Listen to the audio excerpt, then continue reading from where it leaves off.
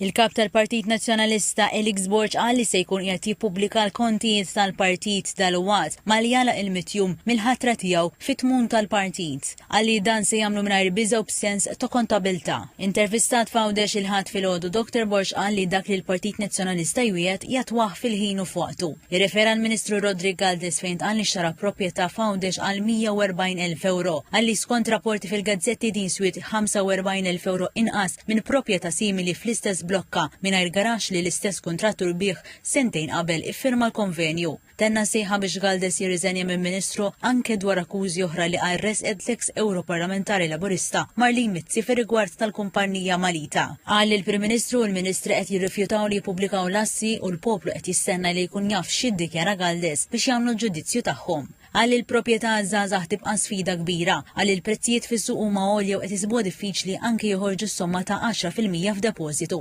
Għadastant qal li gvern alternattiv jinċentiva liż-żgħażagħ fosthom l-equity sharing, skemi biex jagħmlu użu minn postijiet vakanti u fond biex iħallsu d-depożitu.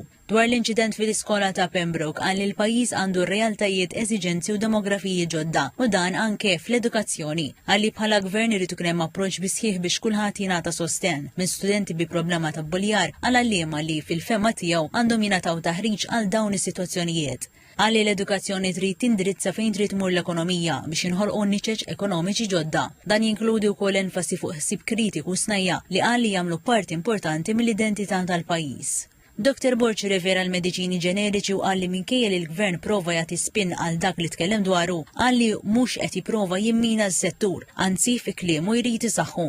Qal li mhux sew li l-gvern daħal avviż legali minn taħt li se jwassal għal żieda fil-prezzijiet tal-mediċini u tenna sejħa biex dan l-avviż legali jiġi rtirat. Il-Kap Nazzjonalista akkuża li l-gvern bit-kabir tal-popolazzjoni bla pjanu qal li l-problema mhix il-barranin imma l-mudell ekonomiku żbaljat tal-gvern Laburista. Dwar il-kampanja ta' vjolenza domestika, Dr. Borġ irrikonoxxa l-ħidma li saret iżda qal li dan mhux biżejjed. Fost oħrajn irrefera d-dewmien fil-qorti u qal li l-gvern nazzjonalista jindirizza d-dewmien fil-każi. Dwar Għawdex saħaq fuq it-titjib fil-konnettività u l-infrastruttura meħtieġa qal li minkejja s-sejħa tal-gvern dwar l-Innovation Hub f'Għawdex, il-kumpaniji toddhom fuq subajk u temm li jrid jara li dan jissaħħaħ.